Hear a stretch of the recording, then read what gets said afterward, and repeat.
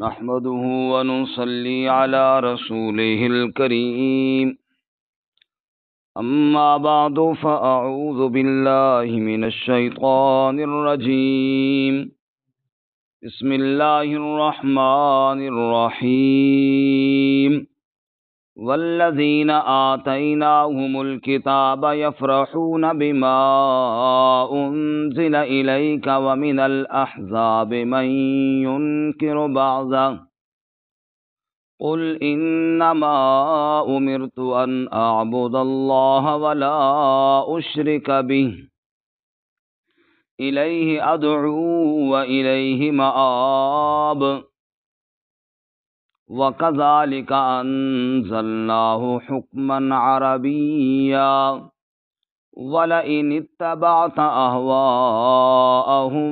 بعدما جاءك من العلم ما لك من الله من ولي ولا واق ولقد أرسلنا رسلا من قبلك وجعلنا لهم أزواجا وذرية وما كان لرسول أن يأتي بآية إلا بإذن الله لكل أجل كتاب يمحو الله ما يشاء ويثبت وعنده أم الكتاب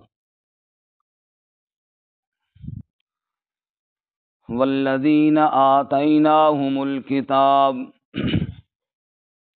اور وہ لوگ کہ دی ہم نے ان کو کتاب یفرحون بما انزل الیک خوش ہوتے ہیں اس کے ساتھ جو اتارا گیا آپ کی جانب ومن الاحزاب من ينکر بعضا اور بعض جماعتوں میں سے جو انکار کرتے ہیں اس کے بعض کا قل انما امرت آپ فرما دیجئے بے شک میں حکم دیا گیا ہوں ان اعبد اللہ کہ میں عبادت کروں اللہ کی ولا اشرک بہ اور میں شرک نہ کروں اس کے ساتھ الیہ ادعو اسی کی طرف میں دعوت دیتا ہوں والیہ مآب اور اسی کی جانب میرے رجوع کرنے کی جگہ ہے وَكَذَلِكَ أَنزَلْنَاهُ حُكْمًا عَرَبِيًّا اور اسی طرح ہم نے نازل کیا اس کو حکم عربی میں وَلَئِنِ اتَّبَعْتَ أَهْوَاءَهُمْ اور اگر آپ نے اتباع کی ان کی خواہشات کی بعد ما جاءك من العلم اس کے بعد جو آ گیا آپ کے پاس علم ما لک من اللہ من ولی ولا واق نہیں ہوگا آپ کے لیے اللہ کی طرف سے نہ کوئی کارساز اور نہ کوئی بچانے والا وَلَقَدْ أَرْسَلْنَا رُسُلًا مِّن قَبْلِكَ اور یقیناً بھیجا ہم نے کئی رسولوں کو آپ سے پہلے وَجَعَلْنَا لَهُمْ أَزْوَاجًا وَذُرِّيَّةً اور بنایا ہم نے ان کے لیے بیویاں اور اولاد وما کان لرسول ان یأتی بآیۃ الا بإذن اللہ اور نہیں کسی رسول کے لیے کہ کوئی نشانی لے کر آئے مگر اللہ کے حکم کے ساتھ لکل اجل کتاب ہر بات لکھی ہوئی ہے یمحو اللہ ما یشاء ویثبت مٹاتا ہے اللہ جو چاہتا ہے اور ثابت رکھتا ہے جو چاہتا ہے وَعِندَهُ أُمُّ الْكِتَابِ اور اسی کے پاس اصل کتاب ہے سبحان ربک رب العزت عما یصفون وسلام علی المرسلین والحمد للہ رب العالمین اللهم صل على محمد وعلى آل محمد كما صليت على إبراهيم وعلى آل إبراهيم إنك حميد مجيد اللهم بارك على محمد وعلى آل محمد كما باركت على إبراهيم وعلى آل إبراهيم إنك حميد مجيد معزز سامعین، سورۃ الرعد آیت نمبر 36 سے لے کر 39 تک تلاوت کی ہیں۔ اللہ رب العزت ان کے مطابق صحیح بیان کی توفیق عطا فرمائے، آمین پھر ہم سب کو اس پر عمل کی توفیق عطا فرمائے۔ آمین اس سے قبل گزشتہ سبق میں ہم نے پڑھا کہ اللہ تعالیٰ کا شریک کیسے کوئی بنا سکتا ہے، کہ اللہ تعالیٰ کی ذات تو ہر ایک کی ہر وقت نگرانی فرما رہی ہے۔ تو کل سموہم، تم نام تو لو کسی اور کے اندر ایسی صفات ہوں تو ہرگز نہیں، لہذا اللہ کا شریک بھی کوئی نہیں۔ پھر آگے اللہ تعالیٰ نے فرمایا متقی جس جنت کا وعدہ دیے جاتے ہیں اس میں نہریں بہتی ہیں اور ہمیشہ ہمیشہ اس کے پھل اور سائے رہیں گے، اور کافرین جہنم کی آگ میں جلیں گے۔ آج کے سبق میں کچھ سوالات کے جوابات ہیں جو کفار کی طرف سے پیش کیے گئے، اور ساتھ دلیل نقلی بھی ہے۔ دلیل نقلی سے مراد اہل کتاب کی بات نقل کی گئی ہے، کیونکہ ایک اعتراض یہ بھی تھا کہ اگر رسول اللہ صلی اللہ علیہ وسلم واقعی اللہ کے سچے رسول ہیں اور آپ کی دعوت واقعی اللہ کی طرف سے ہے اور قرآن اللہ ہی کا کلام ہے، تو اہل کتاب جو پڑھے لکھے لوگ ہیں، جو کتاب کو جاننے والے ہیں، وہ کیوں نہیں ایمان لا رہے؟ اس کا جواب دیا کہ ان میں سے دو قسم کے لوگ ہیں۔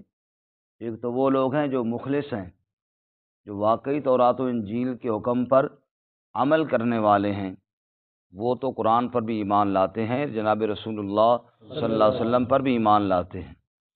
اور دوسرا وہ طبقہ ہے ان میں سے جو دنیاوی مفادات کے لیے تورات اور انجیل کا نام لیتا ہے۔ وہ زبانی طور پر تو تورات پڑھتا ہے لیکن عمل کوئی نہیں کرتا، وہ انکار کرتے ہیں۔ تو ان کے انکار کرنے کا فائدہ تمہیں کچھ نہیں ہے، اس لیے کہ وہ تو دنیاوی لالچ میں سب کچھ کر رہے ہیں۔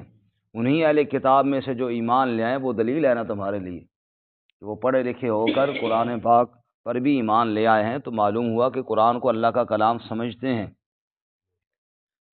اللہ اور بالکل یہ ایسے ہوا ہے جیسے حضرت عبداللہ ابن سلام رضی اللہ تعالیٰ عنہ تو یہودیوں کے بہت بڑے عالم تھے۔ چنانچہ رسول اللہ صلی اللہ علیہ وسلم کے پاس تشریف لائے اور کہا یا رسول اللہ، میں نے آپ کے جب چہرے کو دیکھا نا، خود عبداللہ ابن سلام فرماتے ہیں کہ میں نے حضور صلی اللہ علیہ وسلم کے جب پہلی دفعہ چہرے انور کو دیکھا، میرے دل نے گواہی دی کہ یہ چہرہ کسی جھوٹے کا نہیں ہو سکتا۔ اور عبداللہ ابن سلام فرماتے ہیں کہ پہلی دفعہ میں نے آپ صلی اللہ علیہ وسلم سے جو گفتگو سنی اور آپ جو بات فرما رہے تھے وہ یہ تھی، حضور فرما رہے تھے افش السلام، اطعم الطعام، وصل الارحام، صلوا الصلاۃ والناس نیام، تدخل الجنت بسلام۔ حضور فرما رہے تھے لوگوں سلام کو عام کرو، صلہ رحمی کرو، اور بھوکوں کو کھانا کھلاؤ، اور جب رات کو لوگ سو رہے ہوں تو نماز پڑھو، یہ کام کرو اور جنت میں سلامتی کے ساتھ داخل ہو جاؤ۔ فرماتے ہیں میں نے حضور کا چہرہ کو دیکھا تھا، مجھے سچا لگا، حضور کی بات سنی تو اس سے بھی زیادہ سچی لگی، میرے دل نے گواہی دی کہ یہ وہی شخص ہے جس کا تذکرہ ہم تورات کے صفوں میں پڑھتے ہیں۔ چنانچہ عبداللہ ابن سلام رضی اللہ تعالیٰ عنہ رسول اللہ صلی اللہ علیہ وسلم سے ملے اور فرمانے لگے یا رسول اللہ، جو میری قوم ہے نا، یہودی قوم، یہ بڑے ظالم ہیں، انہوں نے بعد میں میرے بارے میں بہت باتیں کرنی ہیں۔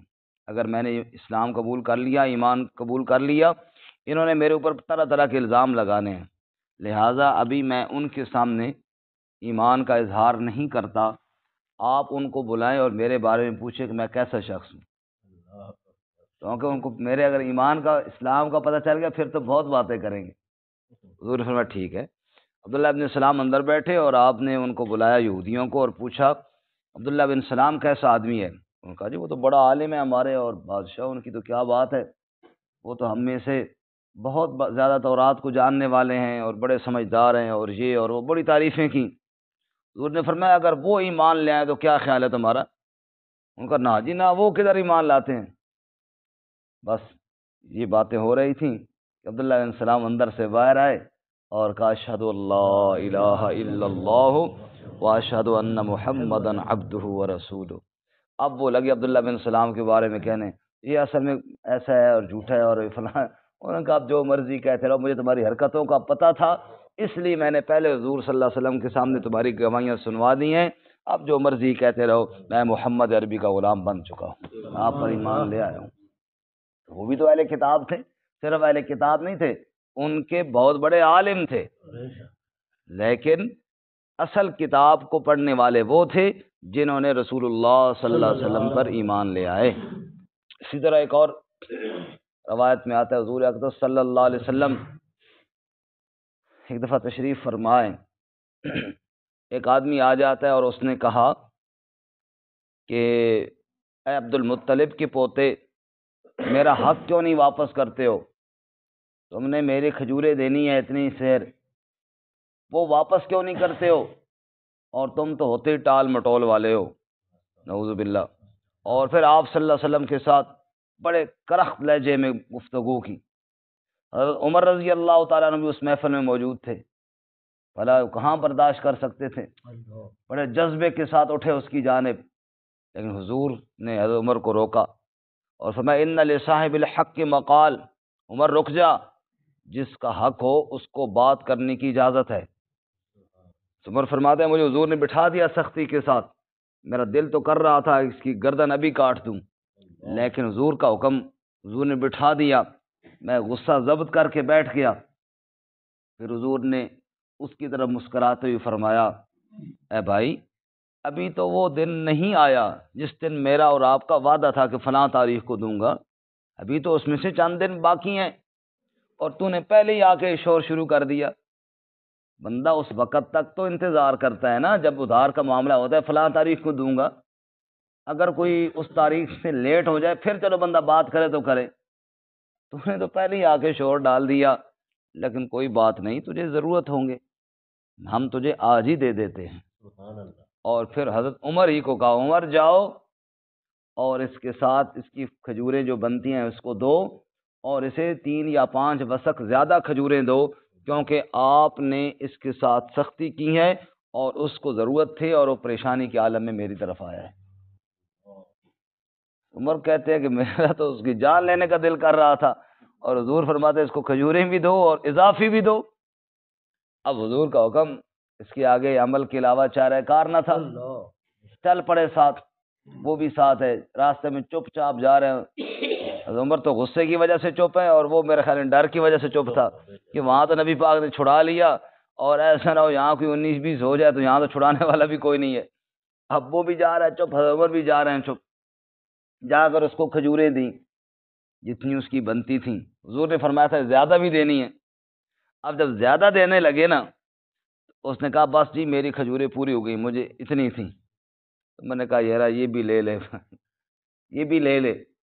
اب اس کو پتہ ہے کہ عمر صحیح غصے میں ہے، اس نے کہا عمر مجھے پتہ ہے تم بہت غصے میں ہو، غصہ تھوکو اور میری بات سنو۔ انہوں نے کہا کیا بات ہے؟ کہا مجھے جانتے ہو میں کون ہوں؟ میں نے کہا نہیں۔ میں نے کہا میں تورات کا علم رکھنے والا ہوں۔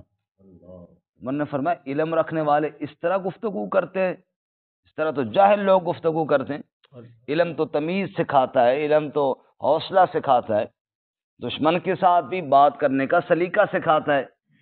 تم کیسے عالم ہو کہ اس طرح کی گفتگو وہ بھی اللہ کے رسول صلی اللہ علیہ وسلم کے ساتھ کر رہے ہو، اور وہ بھی اس مجلس میں کر رہے ہو جس میں ہم لوگ بھی بیٹھے ہوئی ہیں؟ انہوں نے کہا عمر ٹھہر جاؤ، غصہ نہ کرو اور میری بات سنو۔ میں نے جو صفتیں حضور کی تورات میں پڑھی تھی نا، اللہ کی قسم وہ ساری صفتیں حضور میں پائی گئی ہیں۔ وہاں پر یہ بات بھی لکھی ہوئی تھی کہ جاہل لوگ جب اس سے الجھیں گے نا اور غلط بات اس کے ساتھ کریں گے، ان کی جہالت نبی کے حلم اور حوصلے کو ختم نہیں کر سکے گی۔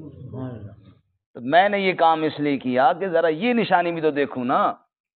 مجھے پتا تھا کہ ابھی وہ دن آیا نہیں ہے جس دن حضور نے مجھے دینے تھے، مجھے پتا تھا کہ میں غلط کر رہا ہوں، لیکن میں صرف یہ دیکھنا چاہ رہا تھا کہ حضور اقدس صلی اللہ علیہ وسلم کا حلم اور حوصلہ کتنا ہے. خدا کی قسم اے عمر، جتنی میں نے بدتمیزی کی اتنا ہی آپ کا حلم اور حوصلہ بڑھتا چلا گیا. چھوڑ کھجوروں کو اور گواہ ہو جا میں بھی اسی محمد عربی کا غلام ہوں جس کے تم غلام ہو. اشہد ان لا الہ الا اللہ و اشہد ان محمدا عبدہ ورسولہ. اب اس آیت کی طرف آئیے. اللہ فرماتے تم کہتے ہو اہل کتاب نہیں مانتے. جو ضدی ہیں وہ تو ہر جگہ پہ ہوتے ہیں نا، لیکن یہ اہل کتاب ہی تو ہیں جو ایک ایک نشانی کو پڑھ کر میرے نبی پر ایمان لاتے ہیں. والذین آتیناہم الکتاب، اور وہ لوگ جنہیں ہم نے کتاب دی، یفرحون بما انزل الیک، وہ خوش ہوتے ہیں اس کے ساتھ جو آپ صلی اللہ علیہ وسلم کی جانب اتارا گیا. سمجھ آئی؟ ایمان لاتے ہیں آپ پر. ہاں، وَمِنَ الْأَحْزَابِ، اور ان کے لشکروں میں سے، ان کے گروہوں میں سے، مَن يُنْكِرُ بَعْضًا، ایسے بھی ہیں جو انکار کرتے ہیں بعض کا. وہ تو ہر جگہ ہوتے ہیں، لیکن دیکھو نا وہ بھی تو ہے نا جو کتنی خوشی کے ساتھ میرے نبی پر ایمان لائے. وہ تمہیں نظر نہیں آتے؟ قل، آپ کہہ دیجئے میرے محبوب صلی اللہ علیہ وسلم، انما امرت، بے شک میں تو یہ حکم دیا گیا ہوں، ان اعبد اللہ، کہ میں عبادت اللہ ہی کی کروں، ولا اشرک بھی، اور اس کے ساتھ کسی کو شریک نہ بناؤں. مجھے تو یہ حکم دیا گیا ہے. رہے اہل کتاب، ان میں سے بعض مانتے بھی ہیں بعض نہیں بھی مانتے. میں نے ان کو نہیں دیکھنا، میں نے تو اللہ کے امر کو دیکھنا ہے. اور اللہ کا امر یہ ہے کہ عبادت صرف اللہ ہی کی ہونی چاہیے.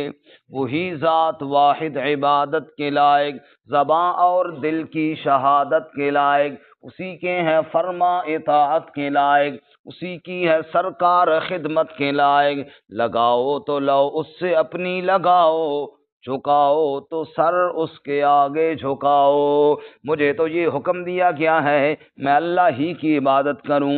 الیہ ادعو و الیہ مآب، اسی کی جانب میں دعوت دیتا ہوں. میری دعوت کا خلاصہ یہی ہے، لوگو اللہ کے بندو، اللہ کے در پہ جھکنے والے بن جاؤ. الیہ ادعو، میں دعوت دیتا ہوں تو کس کی جانب؟ اللہ. اللہ دعوت تو لوگ دیتے ہیں. اللہ ابھی ان دنوں میں نے کئی جگہ دیکھا، آپ لوگوں نے دیکھا ہوگا، گھر گھر جا کے لوگ دعوت دے رہے ہیں. الیکشن مہم چل رہی ہے، ہر ایک پارٹی اپنی کے لیے بلا رہی ہے کہ ہمیں ووٹ دیے جائے. یہ بھی ایک دعوت ہے، لیکن وہ بھی ایک دعوت ہے جو صرف اس لیے جائے لوگوں اللہ تعالیٰ کی طرف آ جاؤ، اللہ کی عبادت کے لیے آ جاؤ.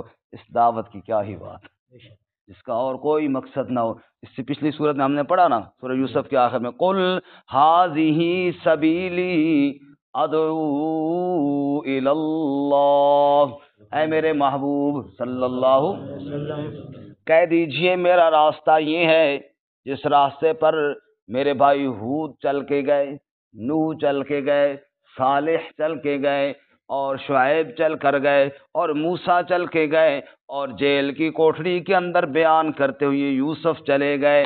قل ھذہ سبیلی، کہہ دیجئے میرا بھی یہی راستہ ہے، ادعو الی اللہ، میں بھی لوگوں کو بلاتا ہوں کس کی جانب؟ اللہ. کبھی مکے کے اندر، کبھی طائف کے اندر، پتھر کھانے کے بعد بھی بلاتا ہوں تو اللہ ہی کی جانب بلاتا ہوں.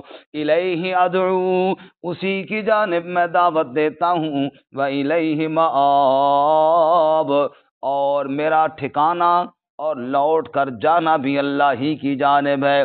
پناہ بھی اسی کی طرف سے ملے گی، ٹھکانہ بھی اسی کی طرف ملے گا، دعوت بھی اسی کی جانب دے رہا ہوں. اللہ فرماتے ہیں سورہ حامیم سجدہ میں، وَمَنْ أَحْسَنُ قَوْلًا مِّمَّنْ دَعَا إِلَى اللَّهِ، اس سے اچھا قول کس کا ہوگا جو لوگوں کو اللہ کی طرف بلاتا ہے.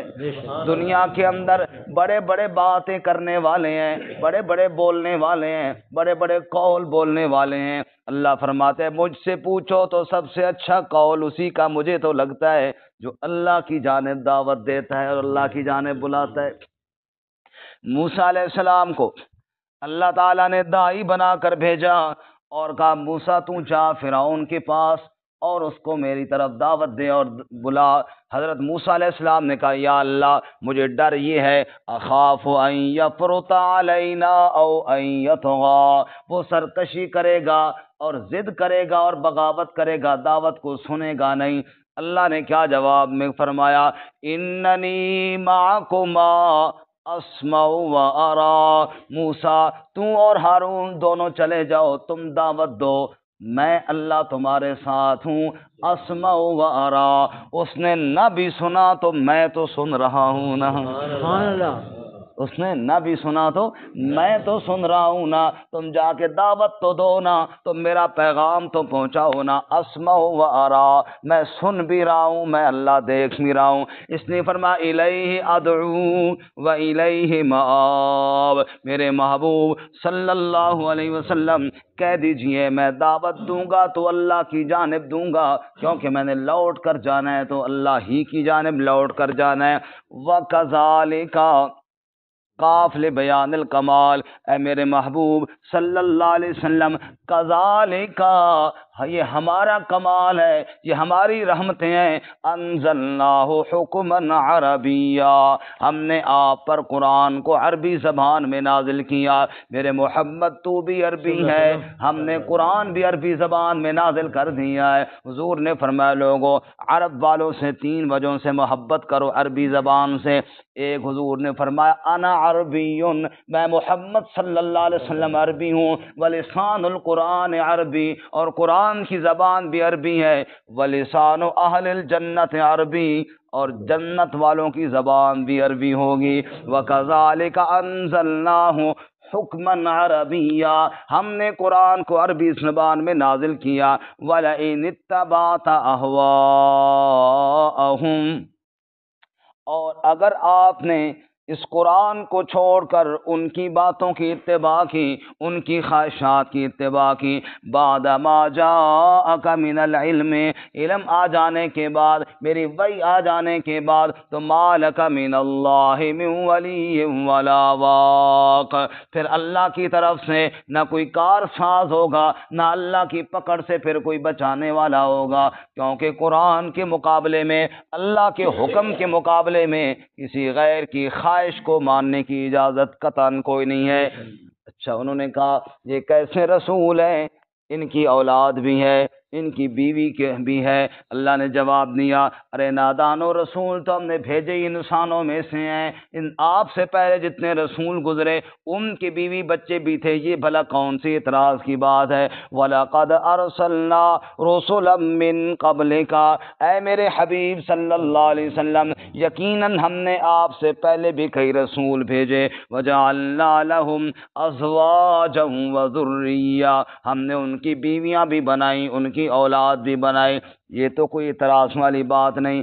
باقی تم جو معجزے مانگتے ہو، فلاں معجزہ فلاں معجزہ، معجزے اللہ کی مرضی سے اترتے ہیں۔ وَمَا كَانَ لِرَسُولٍ أَن يَأْتِيَ بِآيَةٍ إِلَّا بِإِذْنِ اللَّهِ، رسول کے اپنے اختیار میں نہیں کہ کوئی معجزہ لے آئے، معجزے آتے ہیں تو بِإِذْنِ اللہ، کس کے حکم سے آتے ہیں؟ اللہ۔ حضرت عیسیٰ علیہ السلام کہتے ہیں احیی الموتى بِإِذْنِ اللہ، مردے زندہ کرتا ہوں بِإِذْنِ اللہ، اللہ کے حکم کے ساتھ۔ تو معجزے میں ہاتھ نبی کا ہوتا ہے، حکم کس کا چل رہا ہوتا ہے؟ اللہ۔ یہی وجہ ہے جب موسیٰ علیہ السلام کو اللہ نے حکم دیا موسیٰ جو تیرے ہاتھ کے اندر لاٹھی ہے اس کو نیچے تو پھینک، موسیٰ علیہ السلام نے لاٹھی کو پھینکا، وہ سانپ بن گئی۔ قرآن کہتا ہے وَلَّا مُدْبِرًا وَلَمْ يُعَقِّبْ، موسیٰ علیہ السلام نے پیٹھ دی اور وہاں سے بھاگے۔ اللہ تعالیٰ کہتے ہیں یا موسیٰ اقبل ولا تخف انک من الآمنین، موسیٰ پلٹا اور پکڑ لے، ڈرنے کی ضرورت کوئی نہیں ہے۔ اللہ فرماتے ہیں لوگوں موسیٰ علیہ السلام نے خود بنایا ہوتا تو بھاگنے کی کیا ضرورت تھی، موسیٰ علیہ السلام نے تو پھینکا ہے لاٹھی کو، بنانے والی ذات اللہ کی ہے۔ اس نے فرمایا وما کان لرسول ان یأتی بآیۃ الا باذن اللہ، جو رسول بھی معجزے لے کر آتے ہیں وہ اللہ کے حکم سے لے کر آتے ہیں۔ لاٹھی موسیٰ علیہ السلام نے ماری، پتھر سے چشمے اللہ نے جاری کر دیے۔ لاٹھی موسیٰ علیہ السلام نے ماری، دریا کا پانی روک کر راستے اللہ تعالیٰ نے بنا دیے۔ اشارہ عیسیٰ علیہ السلام نے کیا، قبر سے مردے کو اللہ تعالیٰ نے اٹھا دیا۔ ہاتھ عیسیٰ علیہ السلام نے پھیرا، اندھے کو بینا اللہ تعالیٰ نے کر دیا۔ ہاتھ عیسیٰ علیہ السلام نے پھیرا، اللہ رب العزت نے مادرزاد کوڑ کے مریض کو درست کر دیا۔ ہاتھ نبی کا ہوتا ہے، کرنے والی ذات اللہ کی ہوتی ہے۔ توجہ کرنا، اشارہ میرے نبی نے کیا، چاند کے ٹکڑے اللہ نے کر دیے۔ وما کان لرسول ان یأتی بآیۃ الا باذن اللہ، اللہ کے اذن اور اللہ کے حکم کے ساتھ معجزے آتے ہیں۔ اچھا کب آتے ہیں جی؟ کب آئے گا معجزہ؟ کل اجل کتاب، ہر چیز کو اللہ تعالیٰ نے ایک فیصلہ کر کے لکھ دیا ہوا ہے، اس سے آگے پیچھے نہیں ہو سکتا۔ تمہارے ماتحت تھوڑا ہی ہے کہ جب تم کہو اللہ کا فیصلہ ادھر ہو جائے، نہ، لکل اجل کتاب، ہر وقت کو مقرر کر دیا گیا ہے، اللہ کے ہاں لکھا ہوا ہے۔ سوال پیدا ہوتا ہے، اچھا جی سب کچھ لکھا ہوا ہے، پھر نیکی کرنے کی کیا ضرورت ہے؟ لکھا ہوا جو ہے، جیسے ابھی بھی شیطان بعض دماغ میں یہ بات ڈالتا ہے نا، پھر جناب جو مرضی کرو، لکھا ہوا ہے۔ فرمایا نا، یمحو اللہ ما یشاء ویثبت، اللہ مٹا دیتا ہے جو چاہتا ہے اور چھوڑ دیتا ہے جو چاہتا ہے۔ ارے لوگو، اختیارات تو سارے اللہ کے ہیں نا، تم اللہ کے سامنے رجوع تو کرو، تم توبہ تو کرو نا۔ تیرے سارے گناہ لکھے ہوئے ہوں گے، تو ایک بار توبہ کرے گا، اللہ تیرے سب گناہوں کو معاف کر کے مٹا دے گا۔ یمحو اللہ ما یشاء، جو اللہ چاہتا ہے مٹا دیتا ہے۔ تقدیر کی دو قسمیں نا، ایک معلق اور ایک مبرم۔ مثلا تقدیر مبرم تو یہ ہے کہ میں نے مر جانا ہے جناب، 50 سال کی عمر ہوگی تو میں مر جاؤں گا، یہ تو اسی طرح ہوگا۔ لیکن اب میں بدعمالیاں کر رہا ہوں، تو میری جب موت آئے گی تو مجرمانہ موت آئے گی، اور روح قبض کرنے والے فرشتے وہ ہوں گے جو عذاب والے ہوں گے۔ لیکن اگر میں نے توبہ کر لی، اللہ تعالیٰ نے وہ والا حساب بدل دیا، اب رحمت والے فرشتے آئیں گے۔